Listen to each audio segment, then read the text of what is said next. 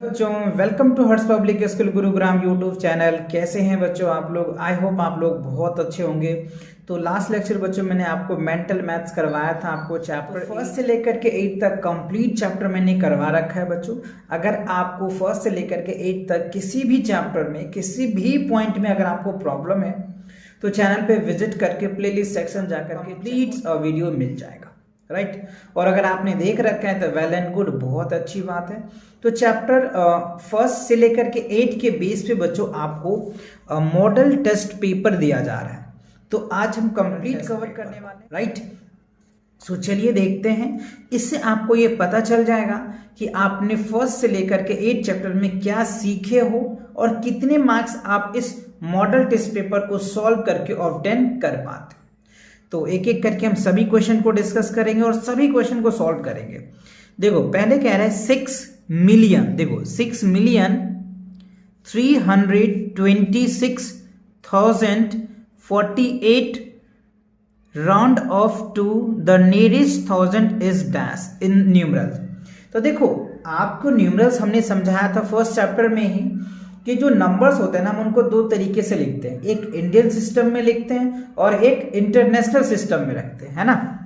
तो एक जो होता है इंडियन सिस्टम में जिसमें वंस, टेंस, 100,000, 10,000, लाख, 10 लाख ऐसे होता है, और एक जो इंटरनेशनल सिस्टम में होता है बच्चों जिसमें हमने आपको बताया था पहले का जो क्या 3 डिजिट चलता रहता है, यानी ones, tens, hundreds, 1000, 10,000, 100,000, millions, 10 millions, 100 millions, billions, इस तरीके से चलता रहता है। तो ये हमने आपको डिटेल समझा रखा है। अगर आपको इस चैप्टर में डाउट है तो आप प्लेलिस्ट जरूर एक बार चेक करें क्लास 5th का, क्लियर। सो अब देखो हमें लिखना है 6 मिलियन। तो हमें क्या लिखना है? 6 मिलियन। देखो बच्चों आपको इस तरीके से करना है।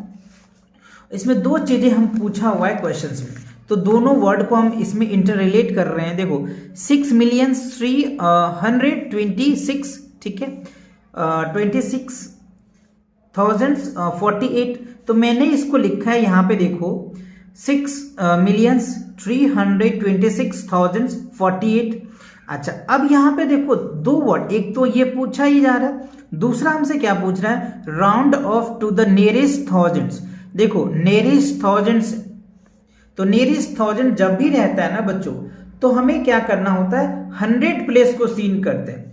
अगर नियरेस्ट 1000 होता तो 100 प्लेस को सीन करेंगे।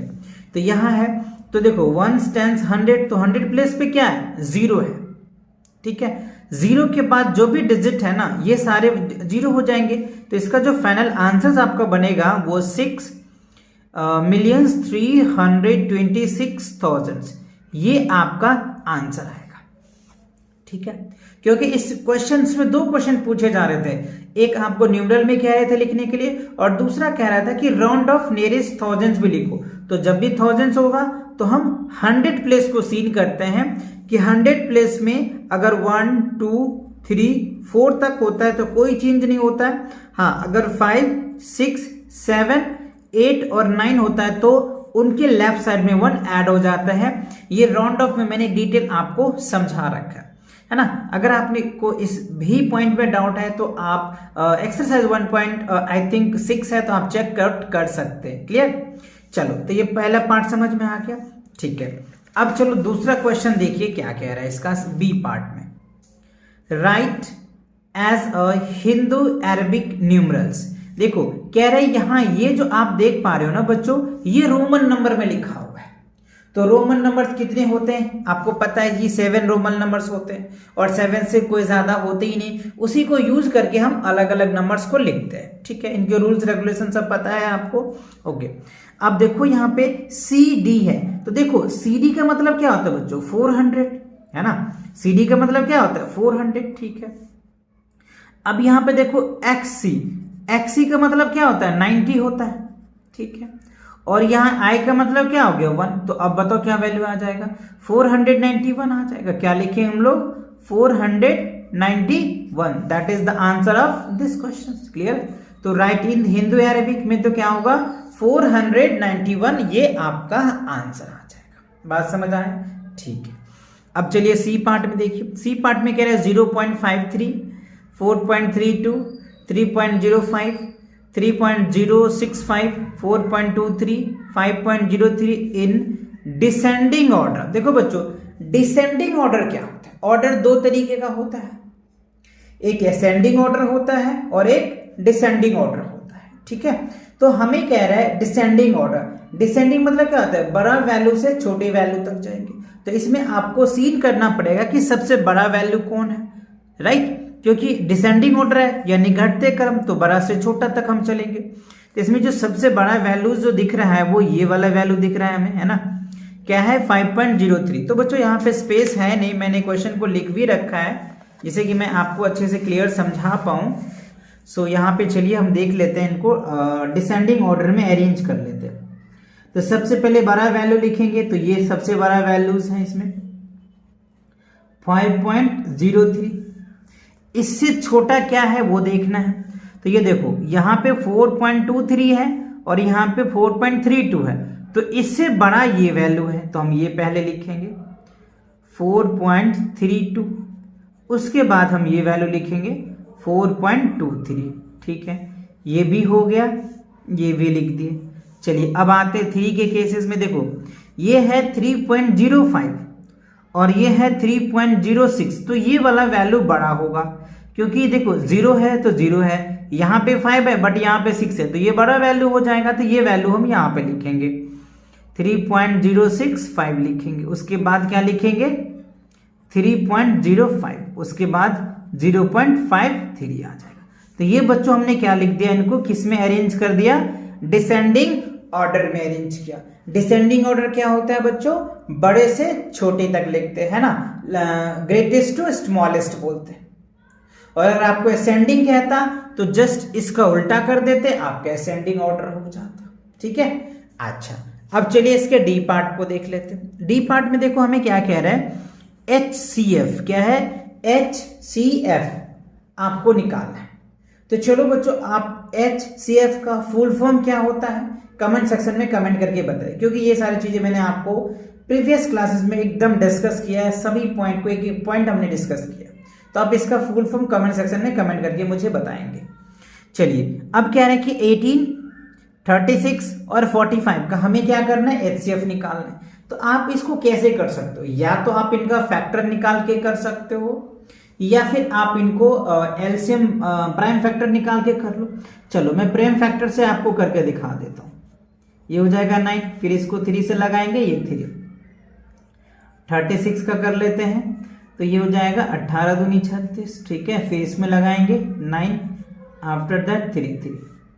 45 कीजिए, 45 को क्या 2 से तो लगेगा नहीं, 3 से, ये आ जाएगा 15। फिर 3 से लगाइए, ये हो जाएगा 5। अब आप इसमें देखिए कॉमन क्या आ रहा है। देखो कॉमन जो हमें दिख रहा है ये 3, इसमें 2 3 है, इसमें भी 2 3 है और इसमें भी 2 3।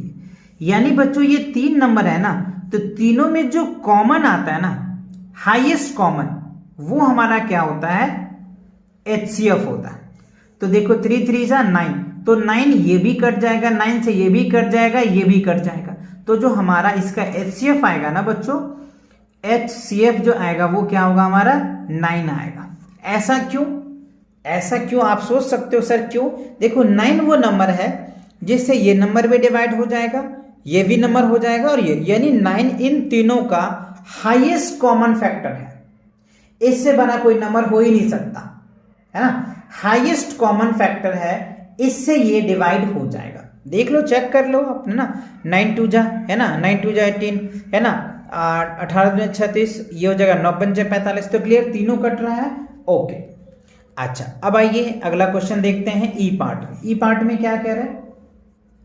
0.03 मल्टीप्लाई 0.0033 इज ग्रेटर देन 0.09।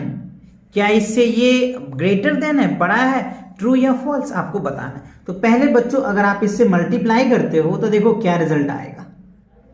ठीक है, तो हम इसे मल्टीप्लाई कर लें। क्या इस पॉइंट को हटा देते तो नीचे 100 आ जाएगा। ठीक है, अब क्या करेंगे? इससे इसको मल्टीप्लाई कर लो पहले, राइट? तो मल्टीप्लाई करोगे तो 0, ठीक है, 0 इसको करोगे तो 9 आ जाएगा। ठीक है, पॉइंट। अब इसके नीचे और आप 100 से इसको डिवाइड करोगे तो ये और चला जाएगा, यानी ये जो है ग्रेटर देन है 0.09 से, तो ये ट्रू हो जाएगा बच्चों। क्या होगा? ट्रू होगा। बिकॉज ऑफ दैट देखो 0 1 2 3 जीरो है और यहाँ आएगा तो बच्चों 5 जीरो हो जाएगा, 2 2 4 जीरो, तो यानी ये वाला वैल्यू बड़ा हो जाएगा, तो यहाँ पे ट्रू हो जाएगा, यानी ग्रेटर देन है 0, तो आपका आंसर क्या होगा? ट्रू हो जाएगा। ठीक है, चलो अगला देख लेते हैं क्या है।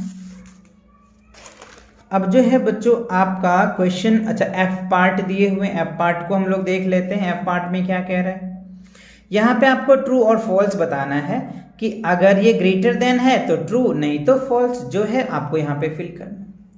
अब देखो बहुत बेसिक सा क्वेश्चन है, 1/2 - 3/7 है, इसे आपको सॉल्व करना है। तो कैसे सॉल्व करेंगे? सिंपल सा बात है, सिंपल है। चलिए देखो आपको क्या करना है बच्चों, 2 और ये 7, ये दोनों तो बच्चों आपको प्राइम नंबर दिख रहा है, तो दोनों का एलसीएम लोगे तो सिंपल है कि वी नीड टू मल्टीप्लाई, तो आप इसको मल्टीप्लाई कर दो, तो 7 2 जा 14, तो 14 आपका एलसीएम आ जाएगा।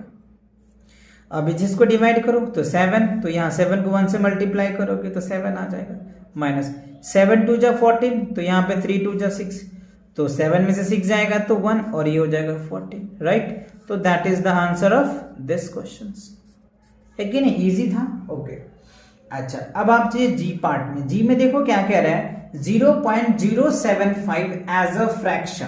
अच्छा आपको फ्रैक्शन पता होना चाहिए, फ्रैक्शन क्या होता है, जिसको हम लोग न्यूमरेटर बाय डिनोमिनेटर में लिखते हैं, उसी को तो हम लोग फ्रैक्शन बोलते हैं, है ना। जहां पे क्या होना चाहिए, denominator does not equals to 0 होनी चाहिए, तब हम इसको क्या बोल देते हैं, फ्रैक्शन बोलते हैं। तो हमें इसका लिखना है फ्रैक्शन, तो 0.075, इस पॉइंट को हटा दो तो नीचे क्या आ जाएगा 1, उसके बाद 3 डिजिट है 1 2 3, ठीक है। तो यहाँ पे क्या लिखेंगे 75, ऊपर क्या वो लिखेंगे ये 0।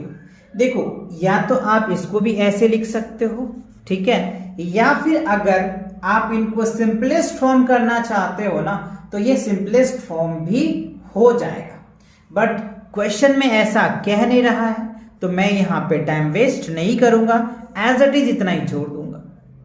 समझ रहे बात को? हो सकता है कि आपको आंसर में दे रखे, बट क्वेश्चन में नहीं कह रहा है कि इसका सिंपलेस्ट फॉर्म करें। आप करना चाहे तो कर सकते हैं, नहीं तो आप इतना भी छोड़ देंगे तो आपको पूरे मार्क्स मिल जाएगा, ठीक। अच्छा अब आइए अगला क्वेश्चन देखते हैं। एच में कह रहा है 164.35 डिवाइड बाय 100। अच्छा चलिए तो इसको अगर डिवाइड करते हैं 164.35, इस पॉइंट को हटाते हैं तो नीचे 100 आ जाएगा, ठीक है, और इसको चेंज करते हैं तो आपको पता है कि ये नीचे आ जाता है, ठीक है।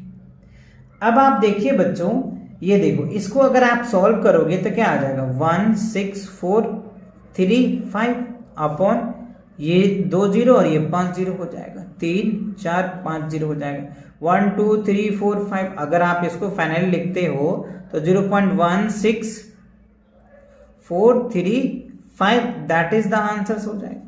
या आप यहां छोड़ दो या पॉइंट में लिखना चाहो तो आप ऐसे लिख सकते हो। बात समझ में आया? तो आप इस तरीके से इनको सॉल्व कर सकते हो। तो फर्स्ट के जो 1 से ए से लेकर के एस तक जितने भी क्वेश्चंस थे ये क्लियर हो गया। चलिए अब सेकेंड क्वेश्चन जो है बच्चों ये स्टेटमेंट वाला है, तो मैं पहले आपको स्टेटमेंट समझाऊं फिर उसके बाद मैं इनकी सॉल्यूशंस आपको दिखाऊंगा। Clear? So here is that how much, क्या कह रहा है, how much will a worker receive, how much will a worker receive if a bonus of rupees 1 crore। अच्छा कह रहा है a bonus of rupees 1 crore 84,23,618 is shared equals by 347 worker। अच्छा देखो कह रहा है कि एक वर्कर, कह रहे how much will worker receive if a bonus, मतलब एक वर्कर है वहां पे बच्चों, मान लो 347 वर्कर्स है, तो सभी को मिला करके उनका जो बोनस बना ना वो कितना बना 1,84,23,618 बना। तो हर एक वर्कर को कितना मिला ये आपको बताना, मतलब वी नीड टू डिवाइड। अगर आप इसको डिवाइड करेंगे 1,84,23,618 को 347 से, तो आपको पता चल जाएगा कि एक वर्कर को कितना बोनस मिल गया। तो देखो बच्चों, बहुत इजी है ये डिवाइड, आपको अच्छे से आते भी हैं, है ना। तो मैंने सिंपल इस तरीके से डिवाइड कर दिया है ना। 1,84,23,616 को हमने 300 से डिवाइड किया। तो बस जब तो इसको आप डिवाइड करोगे ना इससे, तो 53,094 आ जाएगा। तो ये तो मैंने इस तरीके की किया। अगर आपको ऐसे आता है तो अच्छी बात है, नहीं तो आप ऐसे भी डिवाइड कर सकते। 347 जो कॉमन डिवाइड होता है, आप इस तरीके से भी आप कर सकते हो, ठीक है। इस तरीके से भी करोगे ना बच्चों तो रिजल्ट बिकम सेम, है ना। तरीके अलग अलग है, रिजल्ट वही आएगा, समझ रहे हो। तो हर एक वर्कर को, यानी प्रत्येक वर्कर का जो बोनस है ना बच्चों, 53,094 रुपीज एवरी वर्कर को मिलेगा, हर एक वर्कर को मिलेगा। जो आपको 347 वर्कर जो है उसमें ईच वर्कर को 53,094 रुपीज मिलेगा बोनस के रूप में। क्लियर? ओके। अब चलिए इनके थर्ड क्वेश्चन को देख लेते हैं। देखो थर्ड क्वेश्चन में क्या कह रहा है, बहुत इजी ही है। Find the एलसीएम्स। एलसीएम्स क्या होता है? Lowest common multiple. सो इसमें देखो कह रहा है 32, 96, 144 और 128, इसका आपको क्या निकालना है? एलसीएम निकालना है। तो चलिए एलसीएम्स निकाल लेते हैं प्राइम फैक्टराइजेशन मेथड से, है ना। आसानी से और इजी से निकल के आ जाएगा। तो देखो आपको यहाँ पे देखना है, सबसे छोटा प्राइम नंबर 2 से लगाते हैं, ठीक है। तो 16 दूनी 32, है ना। अब इसको करोगे तो कितना हो जाएगा बच्चों? 9 दूनी 18, 8 दूनी 16, 48 आ जाएगा। 8 दूनी 16, 4 दूनी 8, 9, ठीक है। इससे करोगे तो 7 दूनी 14, 72 आ जाएगा। इसको करोगे तो 6 और 4 64 आ जाएगा। फिर देखो बच्चों ये 2 से डिवाइड हो जाएगा, तो ये हो जाएगा 8। इसको करोगे तो 24 हो जाएगा। 36 दूनी 72 हो जाएगा, और ये 32 दूनी 64 हो जाएगा, ठीक है। फिर इनको 2 से कीजिए तो ये हो जाएगा 4, ये हो जाएगा 12, ये हो जाएगा 18। फिर कीजिए, ये हो जाएगा आपका 16 दूनी 32, ठीक है।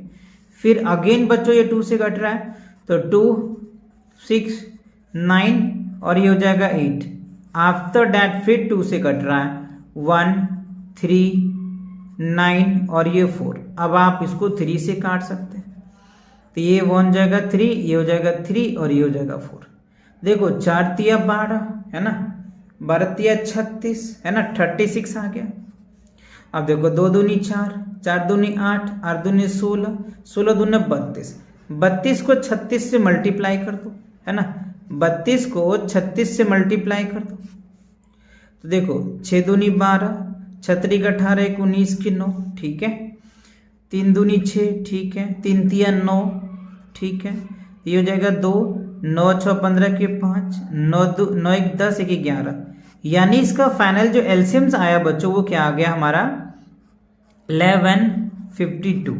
क्या होगा इसका एलसीएम्स? 1152, यानी 1152। यानी हम ये कह सकते हैं कि 32, 96, 144 और 126 का जब एलसीएम्स निकालेंगे ना तो ये आएगा। कैसे आएगा? वी नीड टू मल्टीप्लाई, है ना। ये जो हमारा प्राइम फैक्टर है ये सब आपको पता है वैसे, है ना। तो 2 को 2 से मल्टीप्लाई करो जो आएगा, फिर इससे मल्टीप्लाई करो जो आएगा, फिर इससे करो, फिर इससे करो, फिर इससे करो, फिर इससे करो, है ना। इन सभी को अगर आप मल्टीप्लाई करेंगे ना तो result becomes 1152। That is the answer of this part. Clear?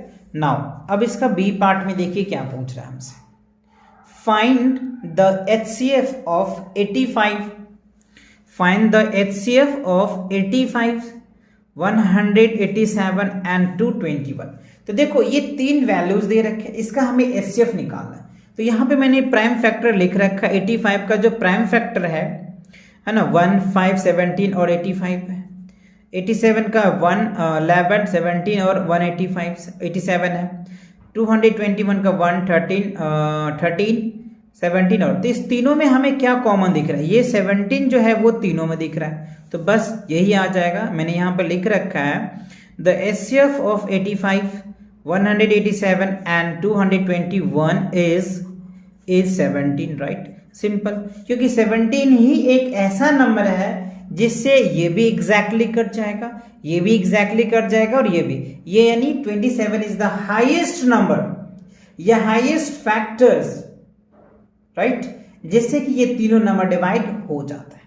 बात समझ आया? ओके, चलिए अब बढ़ते हैं क्वेश्चन नंबर 4 पे। क्वेश्चन नंबर 4 क्या कह रहा है, इनको पहले आप समझिए, फिर मैं इनको सॉल्यूशन करके आपको दिखाऊंगा। देखो क्वेश्चन 4 का ए पार्ट में कह रहा है multiply 17 by 3 by 28/51 and express your answers as a mixed numbers। यानी हमें 17/3 by 28/51 को मल्टीप्लाई करना है और जो रिजल्ट आएगा उस रिजल्ट को हमें मिक्स नंबर में या मिक्स फ्रैक्शन में हमें कन्वर्ट करना है। क्वेश्चन क्लियर हुआ, समझ आ गया? चलिए अब हम इनको क्या करते हैं, सॉल्व करते हैं, जिससे कि आपको एकदम एक फील भी आ जाएगा। तो देखो हमें दे रखा है 17/3 है, बाय यानी मल्टीप्लाई 28 में क्या दे रखे 51। तो देखो 71 जा 70, 73 जा 51, 17 दिया है कॉमन, ठीक है। अब देखो ये तो कटने वाला है नहीं, तो 3 3 से 9 यानी 28 में क्या हो गया 9। ये हमारा क्या निकल के आ गया, एक वैल्यू निकल के आ गया। ये जो है बच्चों इम्प्रॉपर फ्रैक्शंस है। क्या है? Improper fraction. बट हमें क्या कह रहा है, मिक्स नंबर में लिखिए, यानी होल में भी लिखिए, फ्रैक्शन में लिखिए। तो क्या करना पड़ेगा, हमें डिवाइड कर लेते हैं।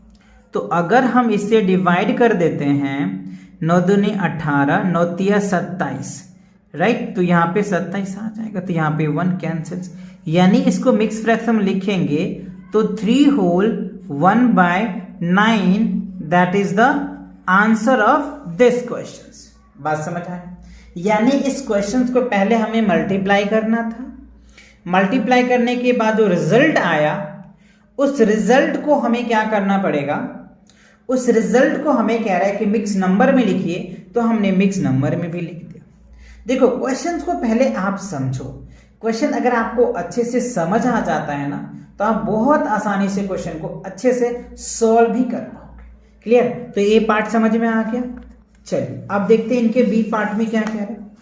देखो बी पार्ट की अगर मैं बात करूं, बी पार्ट में देखो कह रहे Varsha got a plant for a house warming gift, ठीक है। हर plant grow at an average height of 1/2 centimetre every month. यानी उनका जो प्लांट है, उनकी प्लांट की जो हाइट है हर एक मंथ का, ईच मंथ यानी एवरी मंथ का, वो 1/2 सेंटीमीटर है, ठीक है। तो हमसे पूछ रहा है हाउ मेनी मंथ, कितने महीने बाद, हाउ मेनी मंथ कितने महीने बाद will it take the plant to grow to a height of 5/7 centimetre. तो कितने महीने बाद ये प्लांट की जो हाइट है ये बढ़ के ये हो जाएगा। तो सिंपल सी बात है, we need to divide it. अगर हम इसमें डिवाइड कर देंगे तो हमें पता चल जाएगा, क्योंकि एक महीने का इतने हैं तो कितने महीने में इतने आ जाएंगे। तो वी नीड टू डिवाइड। तो हमें क्या करना है बच्चों, इसको डिवाइड करना है। बट हाउ, कैसे, लेट्स सी। तो देखो अगर आपको डिवाइड करना है तो रिक्वायर्ड आंसर लिख दूं, मैं डायरेक्ट लिख देता हूँ रिक्वायर्ड नंबर लिख देता हूँ, रिक्वायर्ड नंबर। तो देखो हमें क्या लिखना है, 7 होल 5/7, ठीक है, डिवाइडेड बाई हो जाएगा 1/2/7, ठीक है। अब देखो इसको करो तो 7 7 जब 49 और 5 क्या हो जाएगा 54, अपॉन में क्या हो जाएगा 7, ठीक है। डिवाइड बाई 7 1 जा 7, ये क्या हो जाएगा 9/7। अच्छा अब क्या करेंगे हम लोग, 54/7, डिवाइड को चेंज करो तो 7 अपॉन में क्या हो जाएगा 9, तो 7 से 7 कैंसिल, इसे इसको डिवाइड करो 6, तो फाइनली क्या हो जाएगा 6 मंथ हो जाएगा, ठीक है ना। तो यानी आप ये देखिए, यानी अगर मान के चलो जनवरी में अगर प्लांट की हाइट इतनी थी तो 6 महीने बाद, है ना, 6 महीने बाद उस प्लांट की जो हाइट है ना बच्चों, इतनी आ जाएगी। कितनी आ जाएगी? 7 होल 5 बाय 7 सेंटीमीटर उस प्लांट की हाइट ग्रो हो जाएगा, है ना। कितने महीने के बाद? 6 मंथ लगेगा इस हाइट से इस हाइट पे आने के लिए। और यही हमसे क्वेश्चन में पूछा जा रहा था, हाउ मेनी मंथ, है ना, कितने मंथ लगते हैं, है ना, कितने मंथ लगते हैं वन इतनी, यानी ये हम ये कह सकते हैं 9 बाय 7 सेंटीमीटर प्लांट्स को इतने सेंटीमीटर होने में। तो समझ में आ गया कितने मंथ लगेंगे बच्चों हमें इन द सेंस प्लांट को, है ना, प्लांट को कितने समय लगेंगे? 6 मंथ लगेंगे इस हाइट से इस हाइट तक आने में। क्लियर? चलिए अब बढ़ते हैं अगले क्वेश्चंस पे। तो क्वेश्चंस 4 के बी पार्ट भी आपको अच्छे से क्लियर समझ में आ गया। चलिए अब देखते हैं बच्चों क्वेश्चंस 5 का A part. 1 kilometre is about 0.625 miles, ठीक है, यानी 1 किलोमीटर में 0.625 माइल्स होते हैं। How many miles are there in 4.75 kilometres? Simple सा है ये तो, we need to multiply it, है ना। आप इसको मल्टीप्लाई करोगे आपका रिजल्ट आ जाएगा। क्यों? क्योंकि 1 किलोमीटर में इतने माइल्स है तो 4.75 किलोमीटर में कितने होगा? We need to multiply. तो आप इसे मल्टीप्लाई कर दोगे आपका रिजल्ट आ जाएगा, ठीक है ना। तो मैंने यहाँ पे लिखा है because 1 kilometre equals to 0.625 miles, ठीक है। तो देयरफॉर 4.75 किलोमीटर्स में क्या होगा? 0.625 मल्टीप्लाई 4.75, तो इसे इसको मल्टीप्लाई करोगे ये रिजल्ट आ जाएगा। ये तो बहुत बेसिक है, तो इसमें कैलकुलेशन करने की कोई जरूरत थी नहीं, तो मैंने इसको किया नहीं। चलो मल्टीप्लाई करके लिख दिया। नाउ द नेक्स्ट, अब इसी का बी पार्ट में देखो क्या रहा है, सब्ट्रैक्ट 9.752 फ्रॉम दैट, यानी इस नंबर को इसमें से सब्ट्रैक्ट करना है पहली case, and multiply the difference bye 100। अच्छा तो देखो पहले हमने इसमें से इसको मल्टीप्लाई सब्ट्रैक्ट कर दिया, है ना। देखो यहाँ पे बच्चों थोड़ी सी मिस्टेक है, ये वाला वैल्यू पहले आ जाएगा 9। अच्छा ये देखो हमें, अच्छा यहाँ पे ये है ना पॉइंट लगाना मैंने भूल गया, तो 98.65 है और सब्ट्रैक्शंस कितना करना है हमें? 9.752। इसमें से इसको सब्ट्रैक्ट करोगे तो 88.89 आ जाएगा, ठीक है। अब देखो उसके बाद मैंने क्या किया, इस पॉइंट को हटाया तो नीचे क्या हो जाएगा 1 और 3 डिजिट है तो 3 जीरो, और ये इस 3 जीरो से इस 3 जीरो को खत्म, तो ये वैल्यू आ जाएगा। तो 88 यानी आप ऐसे लिख सकते 88,898 आ जाएगा, है ना, यानी ये वैल्यू निकल के आ जाएगा, ये आपका नंबर आ जाएगा। बहुत बेसिक है, बट हाँ कंसेप्ट को समझना बहुत जरूरी है। अगर आप कंसेप्ट को समझोगे नहीं ना तो आपके आंसर्स गलत हो सकते हैं। तो आप कंसेप्ट को समझिए, कंसेप्ट को समझ के क्वेश्चन को सॉल्व कीजिए।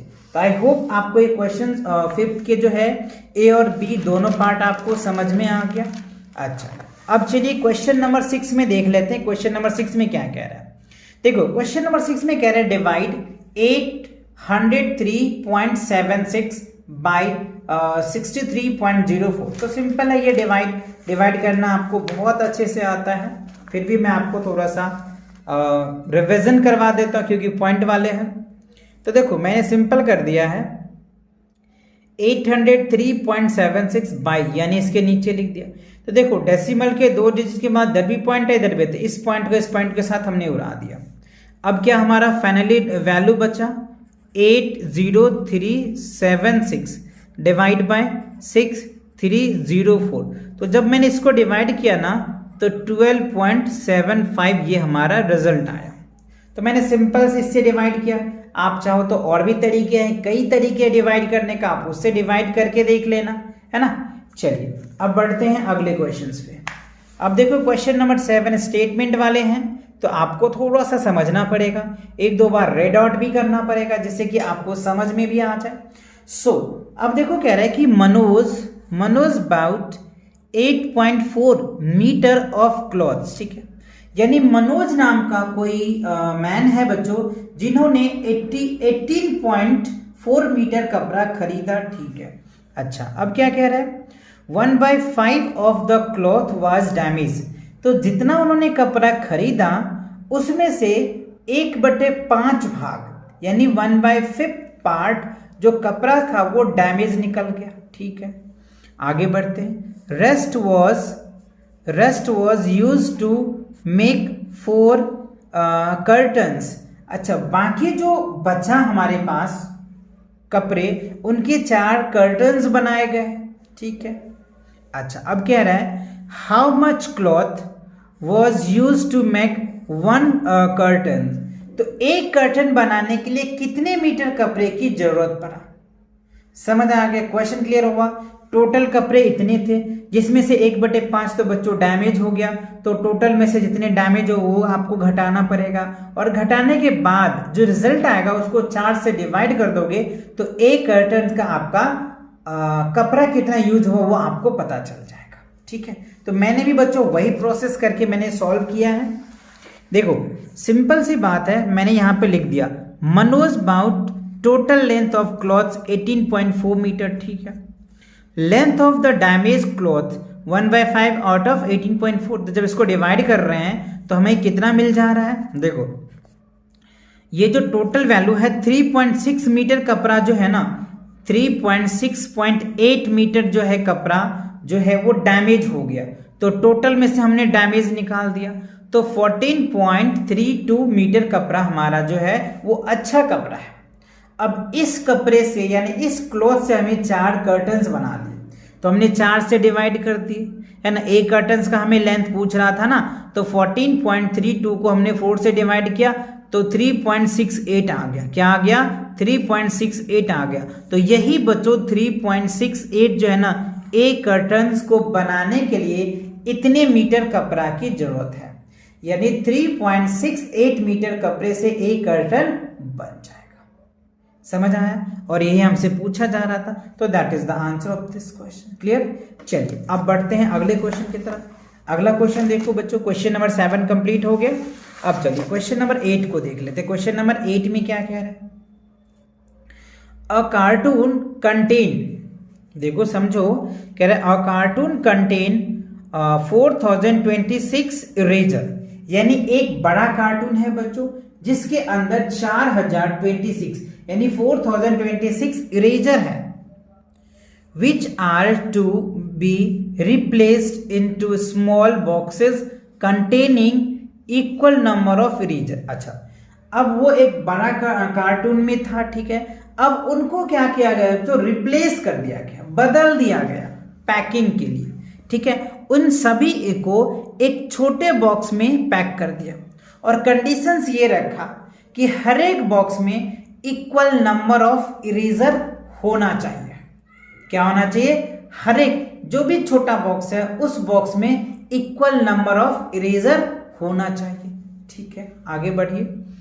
Which one of the following can not be one such type of box. अच्छा, यहां पे हमें ऑप्शन भी दे रखा है, बॉक्स ए में 2 इरेजर्स भरे जा रहे हैं, बॉक्स बी में 4 इरेजर भरे जा रहे हैं, बॉक्स सी में 4 इरेजर है, सॉरी बॉक्स बी में 6 है बच्चों, बॉक्स सी में 4 इरेजर है, बॉक्स डी में 11 इरेजर है। तो इसमें से कौन ऐसा बॉक्स है जो पॉसिबल्स नहीं है, तो हमें कैसे पता चलेगा। तो देखो 2 से पहले आप इसको डिवाइड करो, तो जब 2 से इसको डिवाइड करोगे एग्जैक्टली डिवाइड होगा बिना रिमाइंडर का, तब ये पॉसिबल हो सकता है। उसके बाद अगर ये हो जाता है तो इससे चेक करेंगे, इससे डिवाइड करेंगे 6 से, अगर इससे भी प्रॉपर डिवाइड हो जाता है तो ये भी पॉसिबल्स है। फिर इससे डिवाइड करेंगे, इससे भी डिवाइड होता है एग्जैक्टली तो पॉसिबल्स है, अगर इससे भी डिवाइड होता है तो एग्जैक्टली पॉसिबल है। बात समझ में आया कि नहीं आया। चलिए अब इनको एक एक करके हमें चेक करना पड़ेगा, और एक एक को हमें चेक करके पता करना पड़ेगा कि ये हो रहा है, डिवाइड हो रहा है या नहीं हो रहा है।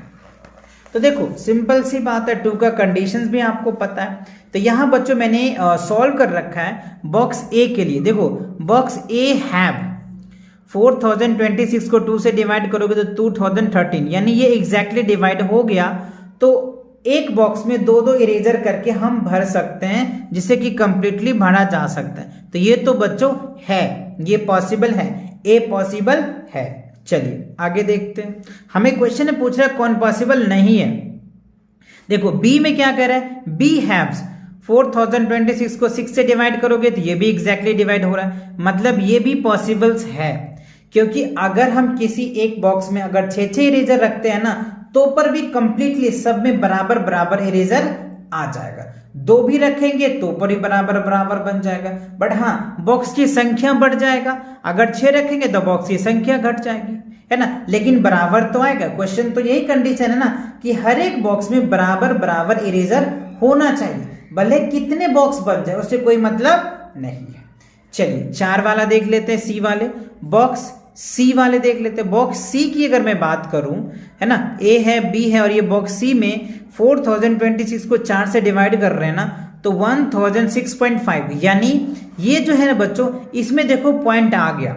इसका मतलब ये है कि ये वाला जो बॉक्स है ना, ये पॉसिबल नहीं हो सकता है। अगर हम एक बॉक्स में 4 इरेजर रखते हैं तो सभी बॉक्स में समान इरेजर नहीं आएगा, तो आपका जो आंसर है ये आ जाएगा।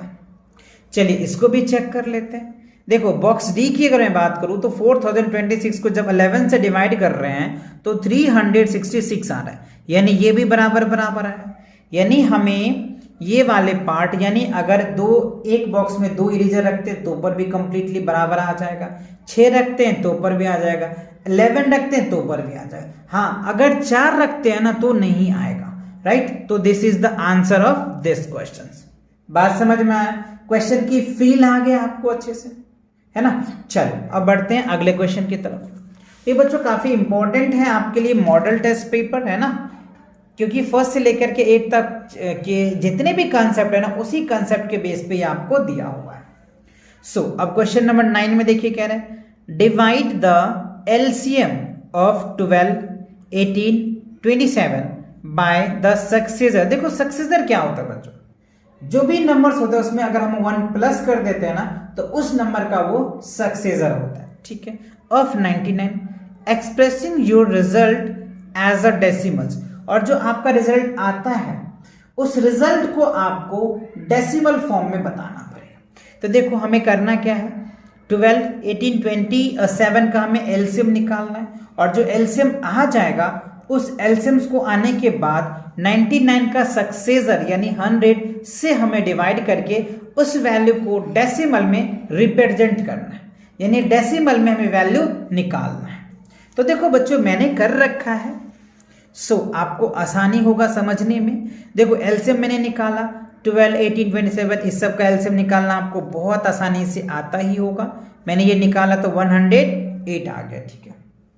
अच्छा अब 99 का सक्सेसर ऑफ 99, तो 19 में 1 ऐड करोगे तो क्या हो जाएगा, 100 आ जाएगा। तो ये तो बच्चों क्वेश्चन में कह रहा था। अब देखो according two questions required number, तो एलसीएम हमारा कितना आया 108, और इसका सक्सेसर कितना आया 100। तो 108 को जब 100 से डिवाइड करोगे ना तो 1.08 आपका वैल्यू निकल के आ जाएगा। क्या आएगा 1.08, ये आपका वैल्यू निकल के आ जाएगा। तो ये क्वेश्चन नंबर 9 क्लियर हो गया।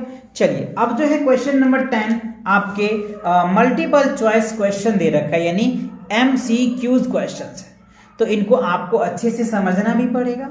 सो हियर इज दैट, देखो the difference of 1s, 10s, 100s, 1000, 10,000, lakh, 10 lakh, 14 lakhs 93,256 and 8 lakhs 55,693 round of the nearest 10,000। देखो यहां पे आ गया राउंड ऑफ नियरेस्ट 10,000। अभी मैंने पहले क्वेश्चन में देखो 10,000 है ना, तो यहां पे हम 1000 प्लेस को सीन करेंगे।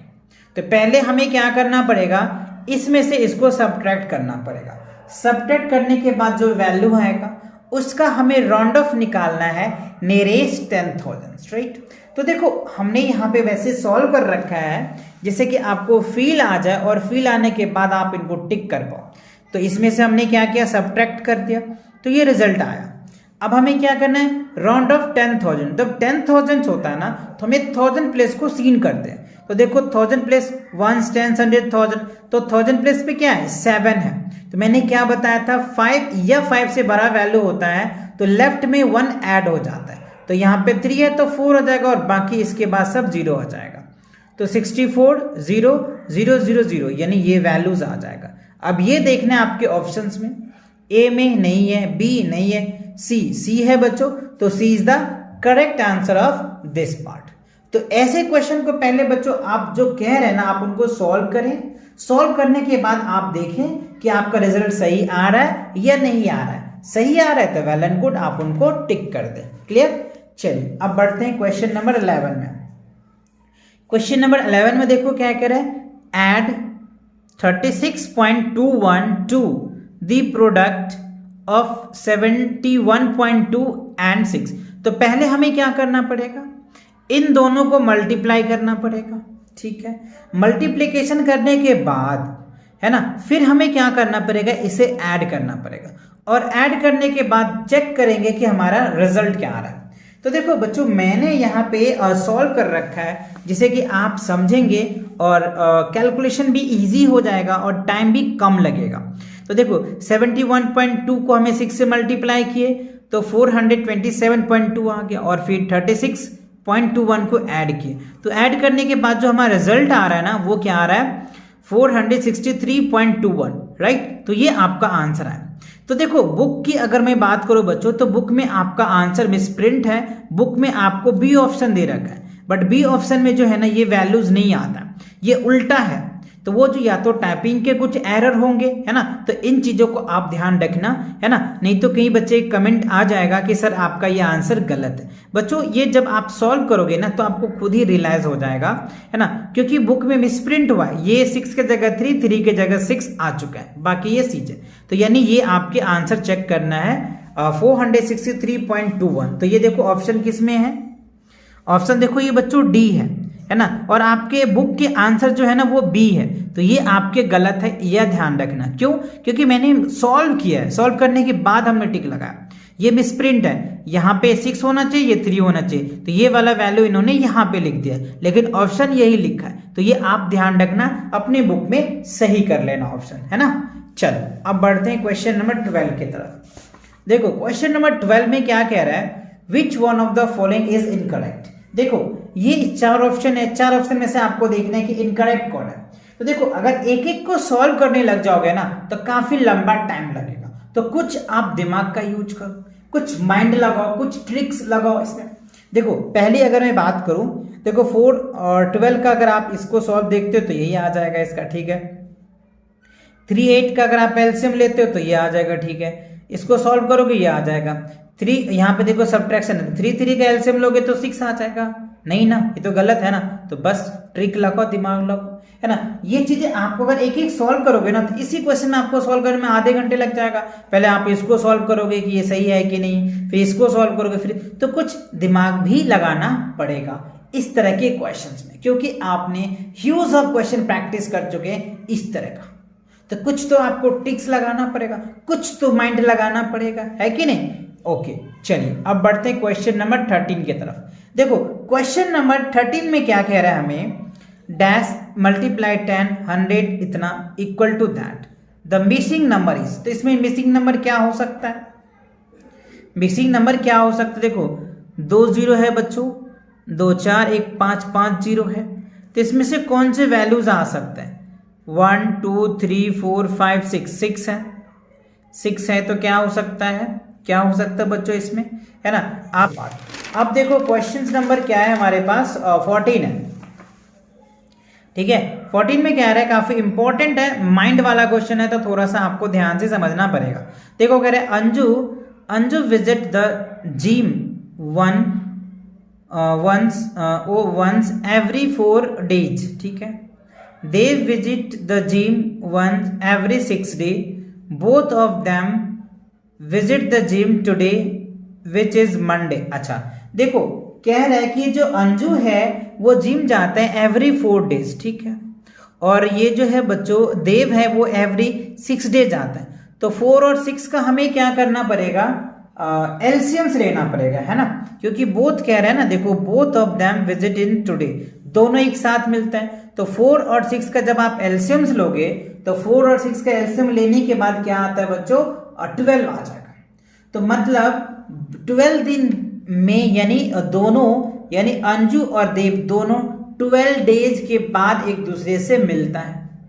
तो जब मिला है, यहाँ पे कह रहे हैं ना them with them today visit, meet किया है उन्होंने, तो मंडे है, तो मंडे के बाद यानी 5 day, on which day will meet again in the gym, तो किस दिन बाद वो फिर मिलेगा, तो क्या होगा, संडे होगा बच्चों। बट हाउ, है ना, कैसे, तो देखो मैंने इनको सॉल्व किया है जिससे कि आप समझ पाएंगे, है ना, स्टेटमेंट भी मैंने लिखा है। एलसीएम ऑफ 4 and 6 इज 12, तो मैंने पहले 4 और 6 का एलसीएम लिया तो 12 आ गया, ठीक है, ये बात आप क्लियर हुआ। क्यों, क्योंकि अंजू जो है वो 4 दिन के बाद, मतलब वो एवरी 4 डे जाते थे, और जो देव है वो एवरी 6 डे जाते थे। So they will be meet on every 12th day, मतलब 12 दिन 12 दिन के बाद वो एक दूसरे को मिल पाएगा, ठीक है, क्यों, क्योंकि एलसीएम निकाला हमने। सो ठीक है, 10 इट ऑन मंडे, और वो जिस दिन मिला है वो मंडे था, तो उसके बाद वो 5 दिन और लगेगा, तो मंडे के बाद आप 5 डेज काउंट कर लो, मंडे के बाद 5वां दिन कौन आता है, मंडे ट्यूसडे, है ना, वेडनेसडे थर्सडे फ्राइडे सैटरडे, तो सैटरडे बिकम्स योर आंसर। इसीलिए मैंने सैटरडे को क्या किया बच्चों, टिक कर दिया, है ना। चलो, तो Saturday is the correct answer of this part. Okay, now the next question number 15 में देखो क्या कह रहा है ना, बाबली, है ना, वाओ, कह रहे हैं कि Babli bought some candies, the number of candies could be distributed equal among 6, 8 and 12 children. If the number of candies was between 40 and 60, how many candies did Babli buys. अच्छा देखो, कह रहा है कि Babli bought some of candle, मतलब बाबली नाम का कोई फीमेल है जिन्होंने कुछ कैंडीज खरीदे, कितने खरीदे ये किसी को नहीं पता, ठीक है, तो कह रहा है वो the number of candies could be distributed equal amount, उन्होंने वो जो कैंडीज हैं वो डिस्ट्रीब्यूट किया, है ना, 6, 8, 12 बच्चों को, ठीक है। If the number of candies was between, उनका जो कैंडीज है वो 40 और 60 के बीच का है। सो हाउ मेनी कितने कैंडीज डिड बाबली बाय, तो बाबली ने कितने कैंडीज बाय किया, तो सिंपल है, आपको 6, 8 और 12 का पहले एलसीएम निकालना पड़ेगा। तो देखो 6, 8 और 12 का जब आप एलसीएम्स निकालोगे ना तो 24 आ जाएगा। क्या होगा, 6 आप निकाल के देख लेना, 6, 8 और 12 का अगर एलसीएम निकालोगे तो 24 आ जाएगा, ठीक है। अब देखो कि 24 से इसे डिवाइड करके देखो कि ये कट रहा है क्या नहीं। देखो ये तो बच्चों कट नहीं रहा है, तो ये तो इसका होगा नहीं। इससे इसको डिवाइड करो, ये भी नहीं कट रहा है। इससे इसको डिवाइड करो, यस ये कट रहा है, तो यही आपका आंसर आएगा। यानी और ये देखो 40 और 60 के बीच में भी है, क्या भी रहे ना, if the number of candies was between 40 और 60, है ना, तो 40 और 60 के बीच में 48 आता है, तो ये आ जाएगा। अगर ये कट जाता तो ये भी होता, बट ये तो कट नहीं रहा है, तो 48 कैंडीज होगा बच्चों किनके पास, बाबली के पास, राइट। तो आई होप आपको ये जो मॉडल टेस्ट पेपर्स था फर्स्ट से लेकर चैप्टर 8 तक के जितने भी क्वेश्चंस थे, सभी क्वेश्चन मैंने आपको कंप्लीट करवा दिया, राइट। अगर बच्चों वीडियो पसंद आया तो वीडियो को लाइक करें, चैनल पे नए हैं तो चैनल को सब्सक्राइब करें, क्योंकि इस चैनल पे बच्चों फर्स्ट से लेकर के 5th तक के कंप्लीट कंटेंट्स आपको आप लोगों के लिए तैयार किया जाता है। चलिए तो मिलेंगे नेक्स्ट वीडियो के साथ बहुत जल्दी, तब तक पढ़ाई करते रहें। All the very best.